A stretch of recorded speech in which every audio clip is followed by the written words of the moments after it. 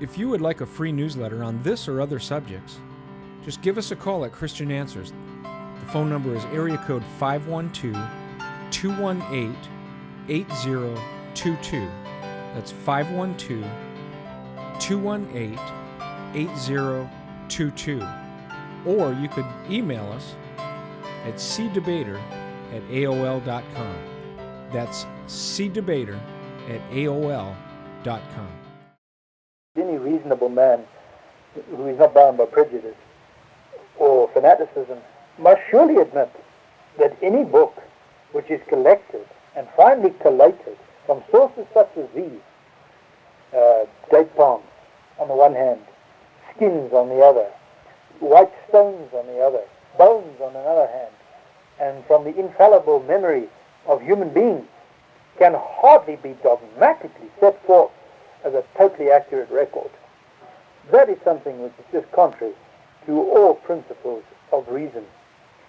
There's hardly reliable support in the origins of the Qur'an for the dogmatism of the Muslims that this book today that we have is a perfect, complete copy. We just cannot see where the evidence is that the book itself is in fact complete.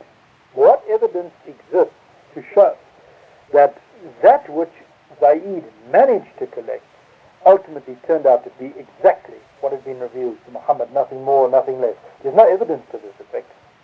The collected text today, the textus receptus, in other words, the widely received text, can hardly be proved to be the textus originalis, that means the original text, on this pure foundation of the discretion of one man and the lengths that he went to by himself to try and collect the book. There's no evidence in Islamic history that Allah ever went about in his own way ensuring the collection of the Qur'an. The text which the Muslims have today comes not from the special power of Allah in any way, but purely from the discretion of this one man, Zaid, who, however sincere he may have been, we accept that he was utterly sincere in his effort to collect the Qur'an. However sincere he may have been, nonetheless, one does not see here any evidence which can substantiate this wildly dogmatic claim that this book is a perfect, complete copy, letter for letter, dot for dot. The form of the origin of the Qur'an, the sort of things that this man had to resort to, date palms, white stones, and things like this, and the infallible memories of men, not at all. The memories of men are very, very fallible. And therefore it is somewhat surprising to find that despite this very fragile form of resources that Zaid had, that people today make such dogmatic claims in consequence. I want to say that, as many Muslims today suggest, that there were a number of Muslims who had memorized the Qur'an by heart, and therefore it could not be lost or changed in any way. My reaction to that is that if that was so, if there were in fact a large number of hafizun, in other words, people who had learned the Qur'an by heart, one who learns the Qur'an by heart today is called a hafiz. If there were such men among the Muslims in those days in such large numbers, then one would expect that this man Zaid would hardly have to go to such lengths to collect the Qur'an as to date palms, white stones and things like this. Surely, if there were indeed a number of Muslims who had memorized the whole Qur'an by heart, to collect it would have been the simplest of matters. Any one of them could have dictated the whole book to him. But Zaid himself adds these words, and now I'm quoting much the same tradition that I quoted earlier, but this time directly out of the Sahih al-Bukhari, and in volume 6 and page 478 we read that Zaid added these words: I found the last verse of Surah al-Tawbah, that is the Surah of Repentance, with Abu Khuzaimah al-Ansari. I did not find it with anybody other than him. The verses referred to are from Surah 9, verses 128 to 129. Now here is a very important and very relevant statement. He says, the last verses of the 9th Surah, I found only with this one man, Abu Khuzaimah al-Ansari. I did not find it, he says, with anyone else. Now that's of extreme significance. That means that Although people say today that there were a large number of Muslims at that time who were Hafiz, who had memorized the whole Qur'an by heart, the one man who went about collecting the Qur'an goes so far as to say that this short passage, these 2 verses, are only found with one man. In other words, no matter how many Hafizun of the Qur'an there may have been at that time, not one of the other men, not one, could remember this verse. And that tends to undermine even more this dogmatic claim that this book is textually perfect. In fact, it becomes somewhat clear at this stage how brittle this early collection was. There was no one, obviously, who knew the Qur'an perfectly by heart. There was not one man who could dictate this book infallibly to Zaid, dot for dot, letter for letter. Here one has an example of verses which were not known by the overwhelming majority of the people. And I remind you again that this book was finally collected by the discretion of one man, and not by the revelation of the one God. Now let's go a little bit further. Let us have a look now at the text which sometime later was given to Hafsa. Zaid compiled a text, a mushaf, of the Qur'an, and he did so from these various sources that he resorted to. Date palms, white stones, hearts of men, and so on. And for some time nothing further seems to have been done. During the whole of the reign of Umar, he was Khalif for about 10 years. Nothing further transpired, it appears, in the actual collection of the Qur'an. But after this, during the reign of Uthman, the 3rd Khalif, and this is now many years later, we read that a certain Khuzaimah bin al-Yamam came to Uthman. He came from the provinces of Iraq and Armenia, where the wars were being conducted. And he said that when the people of Sham and Iraq were waging war to conquer Armenia, Khuzaimah was afraid of their different readings of the Qur'an. The book had begun to be read in a different way by the people of Iraq and Armenia to that which was read in Medina. And in Bukhari, Sahih al-Bukhari, volume 6, and page 479, we read, so Uthman sent a message to Hafsa saying, send us the manuscript of the Qur'an so that we may compile the Qur'anic materials in perfect copies and return the manuscripts to you.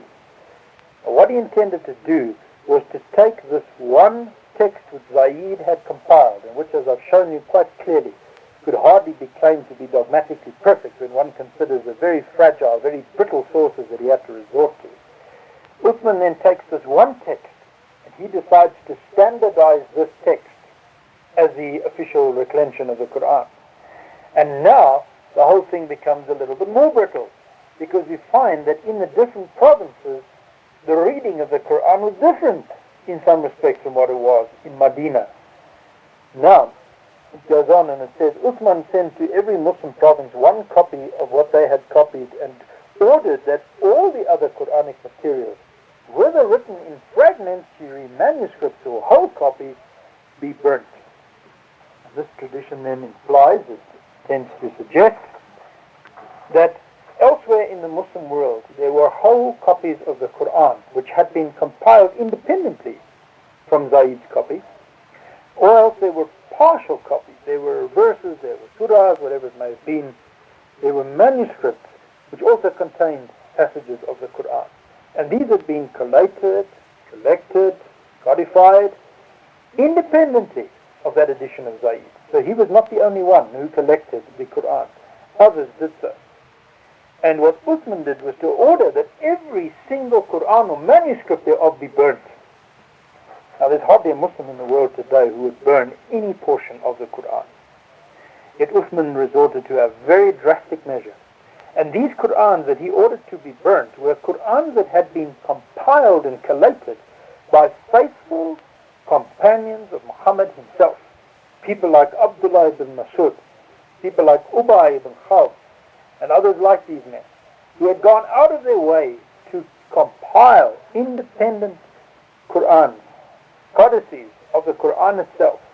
Men who were faithful Muslims, who had, as we will see shortly, been very faithful to Muhammad and who are highly esteemed by him. In fact, it seems from other traditions, much more so than Zaid himself. It was the copies that these men compiled in all their sincerity as well, same kind of sincerity as Zaid had, that Uthman ordered to be outrightly destroyed. Throughout the Christian church, we may have our different variant readings in the scriptures, but there's never been such a drastic attempt made to standardize one text as there has been in Islam. Never have we felt that the distinctions between our variant readings are so radical or so meaningful as to warrant the destruction of those that do not appeal to us. In fact, the variant readings in the Bible are so minor, so negligible, that the overall authenticity and authority of the book just cannot be seriously, honestly questioned. But it seems that things are different here, because Uthman resorted to a very drastic method of standardizing one text of the Qur'an, and that was to order all copies that differed with his copy, every single one without exception, to be burned. It shows that there wasn't one Qur'an, despite all the others that had been codified and collected, there was not one Qur'an in existence in the whole Muslim world which was known to agree with this one of Zaid in every form. Now surely that tends to indicate even more that this final codex of Zaid rested on nothing but his own discretion. It could not ultimately be substantiated as perfect or as correct in every respect from any of the other Qur'ans that existed. There was not one that existed that was like it in every respect. Now, this tends to suggest to us that although there may be such a thing today as one standard text of the Qur'an, this text is purely a repetition of the text which Uthman finally standardized as the correct one, what you could call a revised standard version of the Qur'an. But there is no proof that this is the exact original. Even if we were to concede that the Qur'an which Uthman himself transcribed as letter for letter, dot for dot, the identical Qur'an to that which we have today, we would still say that that doesn't help to prove in any way that the Qur'an which Uthman finally sent out to the provinces was in fact 100% correct. A chain is only as strong as its weakest link. And the weak link here appears at this very point where we find that the Qur'an of Uthman was different to the Qur'ans that existed in the other Muslim provinces, and that the man who had collected this Qur'an had to resort to very, very uncertain origins and sources to put it together. Hafsa's copy was only one of many copies. What evidence is there that her copy, in every respect, on every occasion, was the correct one when it happened to differ from the others? There's no evidence to support this. There's nothing by which the Muslims can dogmatically say this text is perfect. And there are two final points to consider at this stage.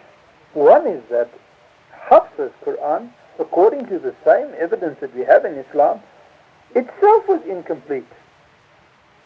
After the copies had been sent out to the various provinces, these 7 copies, we read that Zaid himself said, and now I go back to Bukhari, volume 6, page 479, a verse from Surah Al-Ahzab, that's Surah 33, was missed by me when we copied the Qur'an, and I used to hear Allah's Apostle reciting it.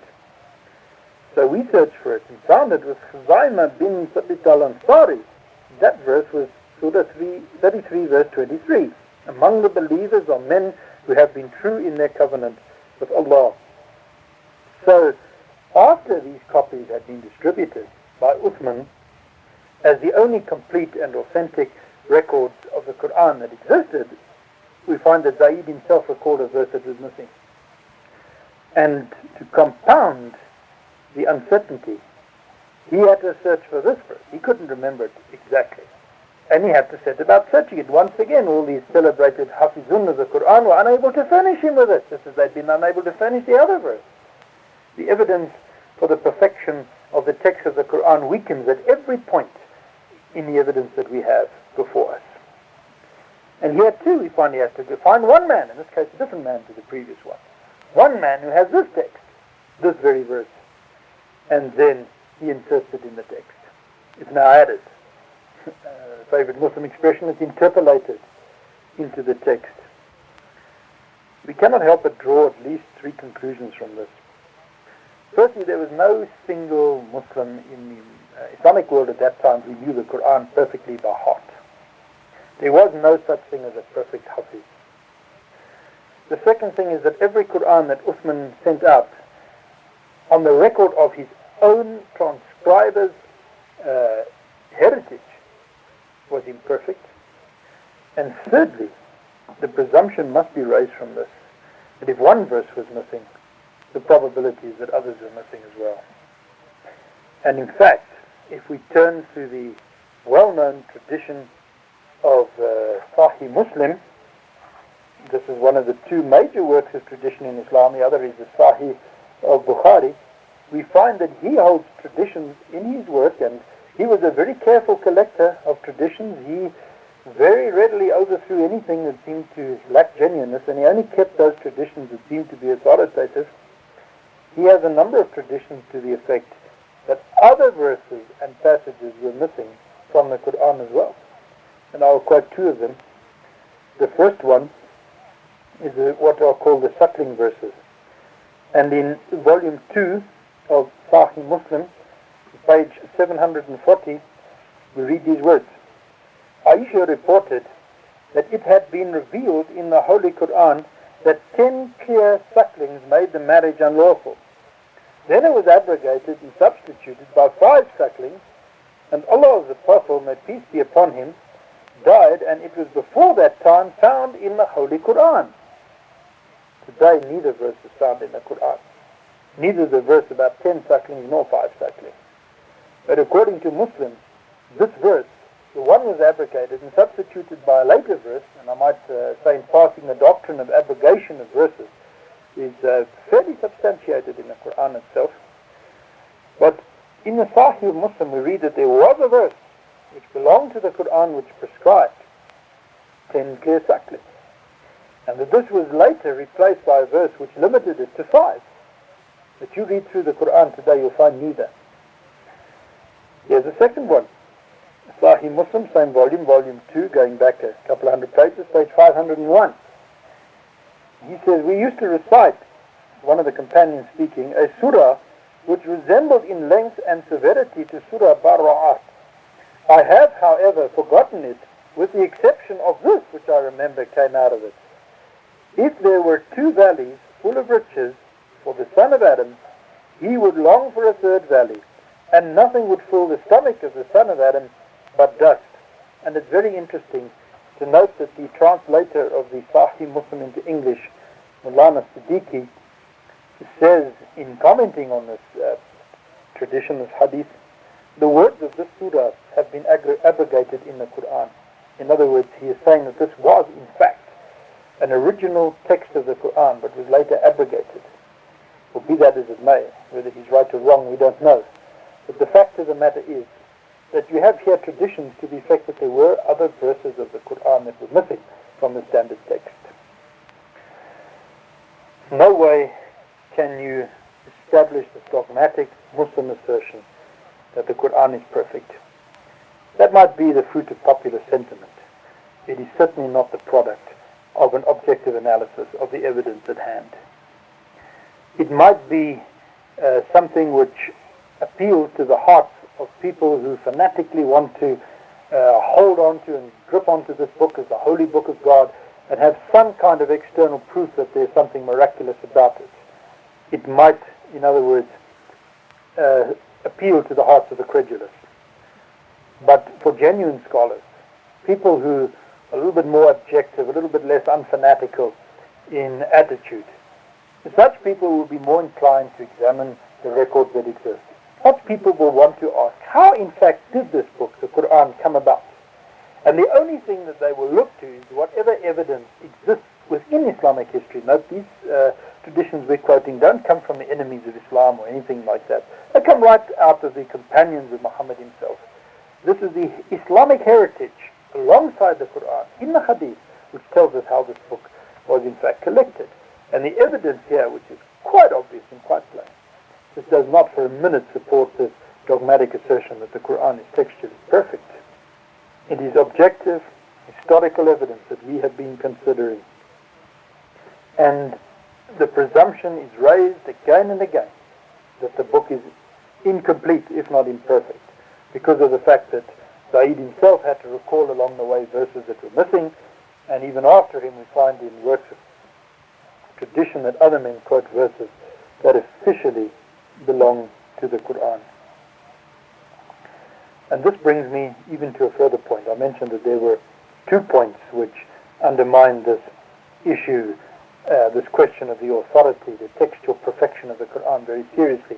The first one was that verse which Zaid himself discovered was missing. Now this verse that is referred to by Umar is not something which one finds just in one isolated tradition.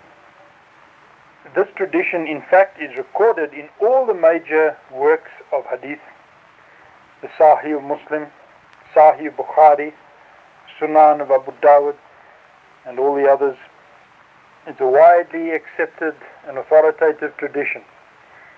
And I'm going to read it as it appears in the Sirah Rasulullah of Ibn Ishaq, the very earliest biography and collection of traditions of the life of Muhammad in biographical form.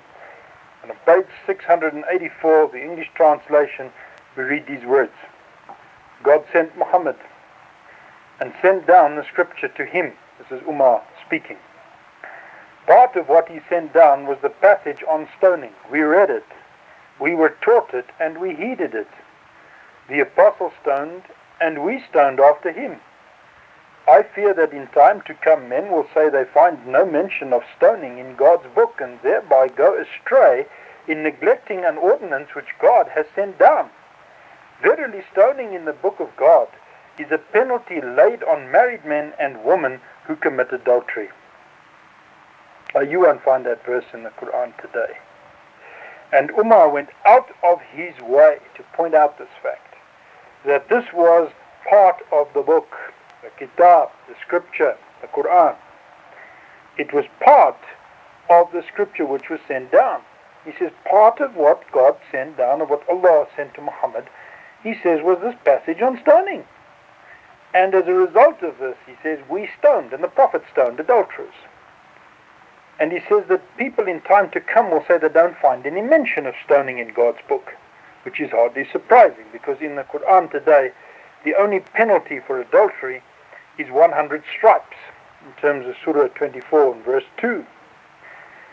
But Umar says that he was scared that the people would go astray in neglecting an ordinance which God had laid down.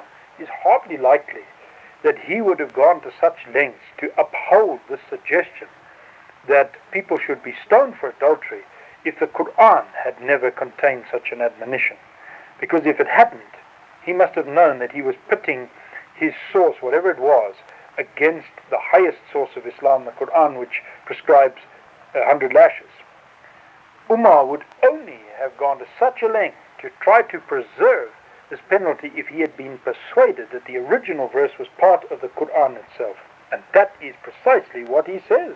Stoning in the book of God is a penalty laid on married men and women who commit adultery. So it is quite clear that not only, according to Umar, was the capital offense to be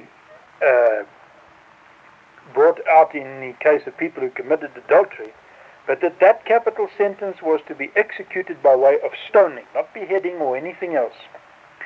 And that verse is not found in the Qur'an. And that is why Umar drew attention to it. That's why he raised the issue. And one finds in the Sahih of Bukhari, volume 8, from page 539, that this tradition is set out very fully.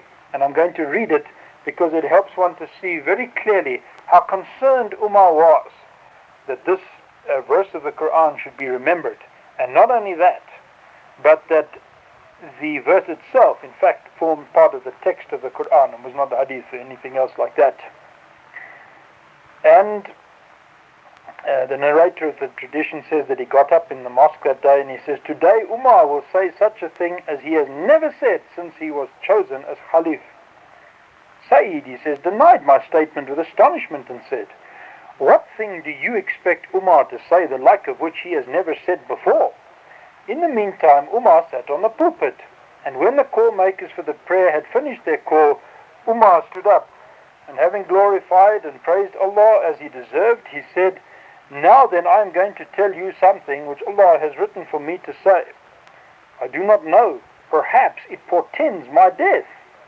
So whoever understands and remembers it must narrate it to the others wherever his mount takes him.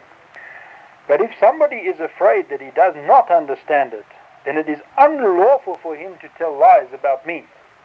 Let me intercede at this point and say that what is happening is that Umar is going out of his way to sort of give a prelude to what was going to follow. He knew that what he was going to say was not going to be palatable. To suggest that a certain passage of the Qur'an was not found there anymore would not go down with certain fanatics of the day, like many Muslim fanatics of this day, who were under the fond illusion that the book was perfect letter for letter, dot for dot. And he said that if you don't accept what I'm going to say, then one thing I lay on you, don't tell lies about me. Don't say that I didn't say it. So he goes on, he says, Allah sent Muhammad with the truth and revealed the holy book to him. And listen to these words. Among what Allah revealed was the verse of the rajam, that means stoning, of one who commits illegal sexual intercourse. And we did recite this verse and understood and memorized it. Allah's apostle did carry out the punishment of stoning, and so did we after him. Incidentally, there are many hadith to the effect that Muhammad stoned adulterers. I'm afraid that after a long time has passed, someone will say, "By Allah, we do not find the verse of the rajam in Allah's book." And thus they will go astray by leaving an obligation which Allah revealed. Well, it is quite clear from this passage that this verse was part of the Qur'an itself, and that Umar was very concerned about this. He was conscious of the fact that it would hardly be likely to be written into the text of the Qur'an by this time accepted in Medina, a verse which had been largely overlooked and forgotten. But he was very determined at least that the ordinance should survive, because he knew that this was something which, in his view, Allah himself had revealed. Now one finds that there is, of course, as to be expected from the Muslims of today, who try very hard to establish the textual perfection of the Qur'an, one finds naturally in consequence of this an effort to try to get around this, to try to evade the implications of a tradition like this. And an example is a certain man by the name of Ahmad Shafat, a man who has written a little booklet called The Question of Authenticity of and Authority of the Bible. And he quotes a tradition which it seems to me he has taken directly out of Burton's book, The Collection of the Qur'an. Similar to this one, but which has slightly different implications. And the tradition is this. It says that Umar said, "The messenger of God stoned. Abu Bakr stoned, and I have stoned. I am not prepared to add to the book of God. Otherwise, I would write it into the text, for I fear that there will come people who, not finding it, will not accept it." It's on page 62 of his little booklet, quoted from Burton's book on page 77. Burton, in turn, quoting from a book called the As-Sunan al-Kubra, which is a recent work in the last 100 years by a certain Ahmad al-Bayhaqi. And in neither of these publications, neither in Burton's book, The Collection of the Qur'an, nor in Shafat's little publication, is there any identification of where that original tradition comes from. And the interesting thing is that one can't trace it in any of the major works of tradition. Shafat says, which of the two versions are the more original and reliable? Well, because of his standpoint, his presupposition that the Qur'an is textually perfect, he perforce opts for the second, that this verse is more reliable, because to him it seems to indicate that the verse was not actually part of the Qur'an, that this was purely an ordinance given by Allah, and that Umar did not want to add to the book of God, otherwise he said, I would write it into the text. I say firstly that it would be surprising to find a man like Umar suggesting that he would write into the Qur'an an ordinance of God if it had not been there already. Far more probable is the tradition that this was originally part of the Qur'an. And the second thing is that this tradition is of such fragile authority, that it is so weak in its resource, wherever it comes from, that it cannot be accepted by any honest, sincere, objective scholar as the authentic one, or the one more likely to be authentic. Because the other tradition we quoted is rooted in every major work of Islamic tradition. Bukhari, Muslim, Abu Dawud, Ibn Majah, Tirmidhi, and all the others. And therefore, we must conclude that the evidence is overwhelming in favor of the suggestion that the Qur'an as it stands today is still not perfect. That at least this one verse, the stoning verse, is missing from the original text. Therefore that means that the textus receptus today is not the same as the textus originalis. Even today we have here clear evidence that it is anything but perfect. It is no good saying, as some naively do, that the Qur'an is its own proof. Not at all. We have clear evidence within the Islamic tradition, which comes from about the same time as the Qur'an, through the same heritage, to the effect that the Qur'an was not perfectly compiled. It would be taxing our sense of credulity to unbearable limits to believe that on the one hand the Muslims managed to preserve the text of this book dot for dot, letter for letter, without any change whatsoever, while all the hadith, the traditions which came down by the hands of the same Muslims, are so totally unreliable that we cannot put any reliability on them at all. We just cannot consider a line of argument that goes from one extreme to the other like that. It is far more likely that the textus receptus today, the Qur'an as it exists today, is very consistent in its form with what we read in the early hadith of Islam, to the effect that basically it is a correct record of Muhammad's revelations, but not to the extent, the dogmatic extent of dot for dot, letter for letter. That here and there's good reason to question certain passages, certain verses, and the issue of whether the book is complete as such. But now I want to go on to this question of these other codices, because these are very important. These other texts of the Qur'an which Uthman ordered to be burnt, they give us tremendous light in respect to the original collection of the Qur'an. One of the texts which exists, a certain Codex, was won by one of the very closest companions of Muhammad, a man by the name of Abdullah ibn Masud. His text was regarded as the official text of the Qur'an at Kufa. For a long time he refused to hand over his text after this order of Uthman, and for a while it rivaled Uthman's text as the original one. You will know, if you know anything about Islamic history, for a start, that for many, many years after the death of Muhammad, Kufa in Iraq, which was a city founded mainly by the Muslims, was a source of much opposition to the basic rule of the Muslim people. That it was from here that the Shi'ite origin of Islam really began to develop. And it's hardly surprising to find that there was, even to this extent, a division on the question of the correct text of the Qur'an.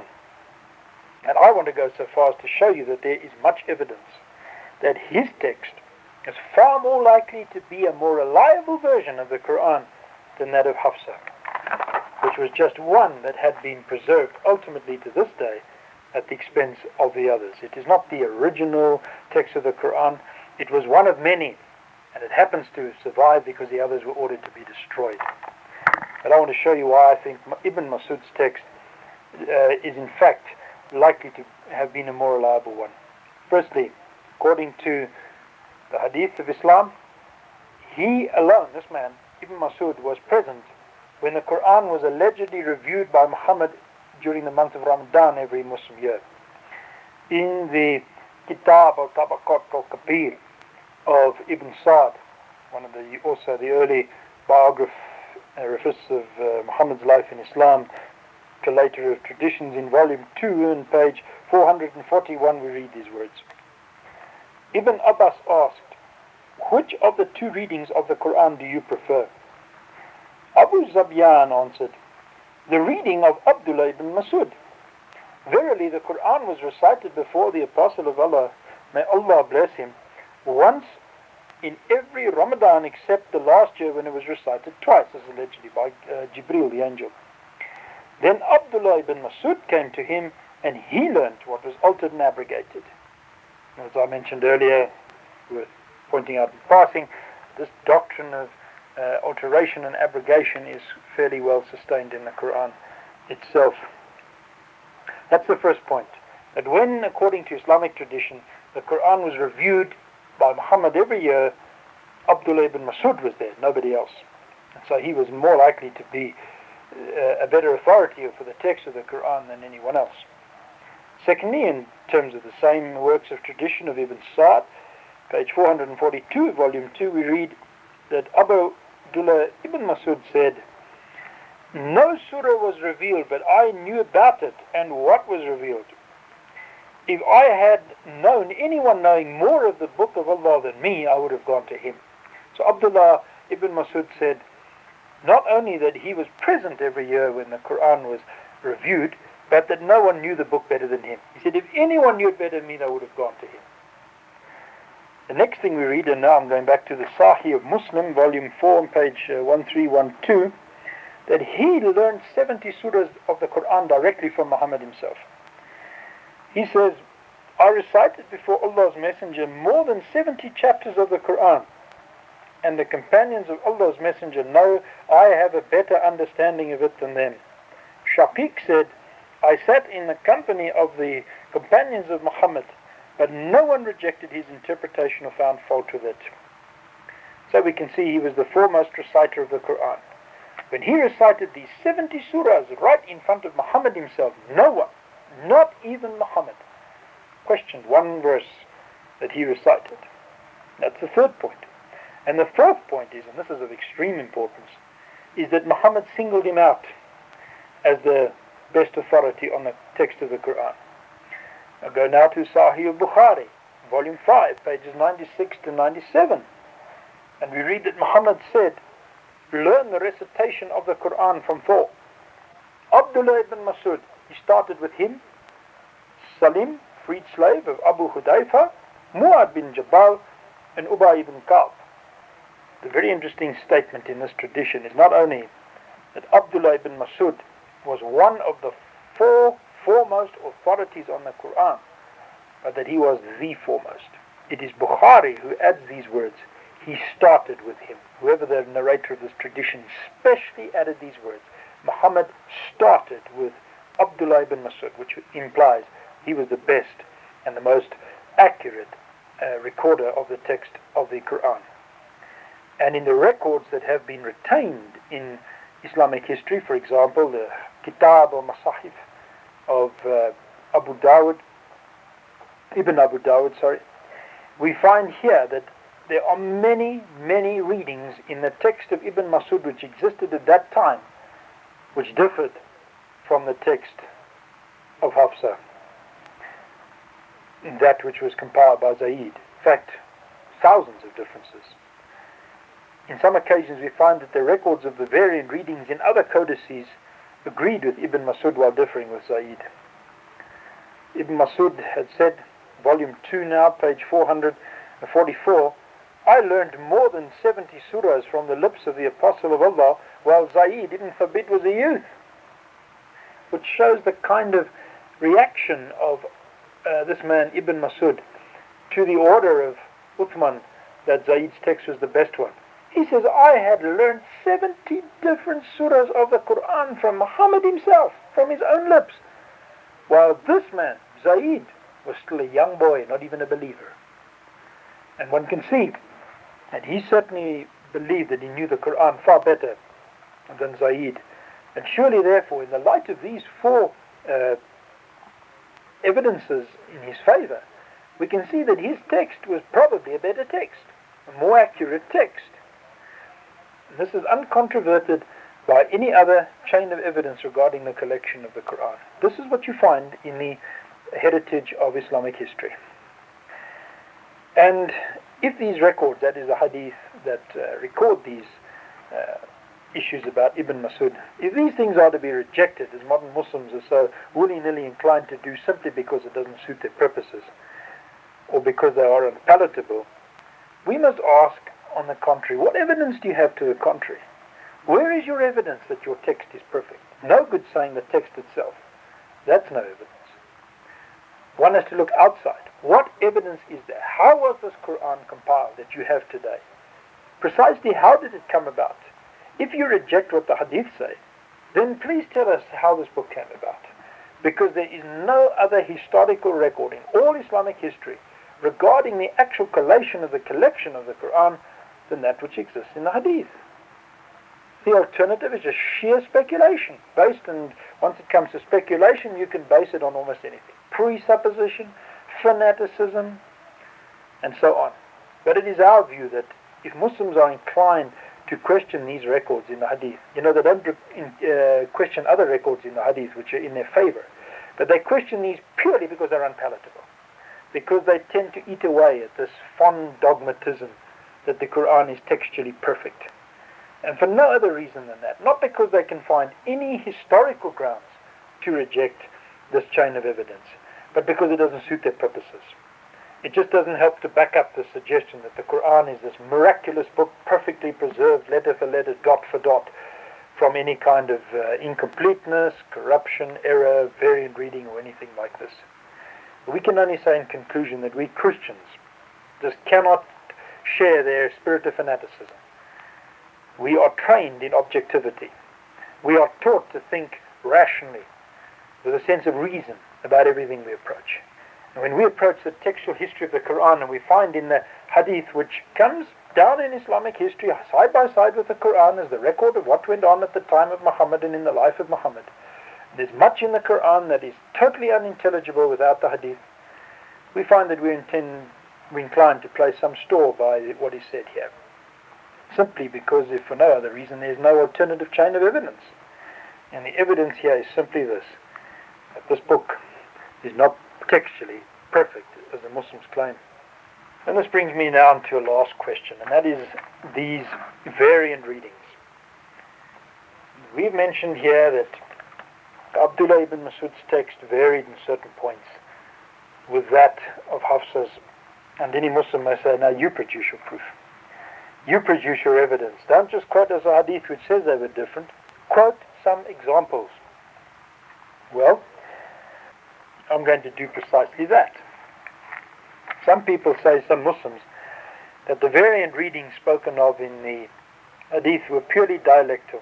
In other words, it was different vowel points that were at stake. That the actual consonantal text of the Qur'an was not something disputed about. It was just the different vowel points which were left out in the early days.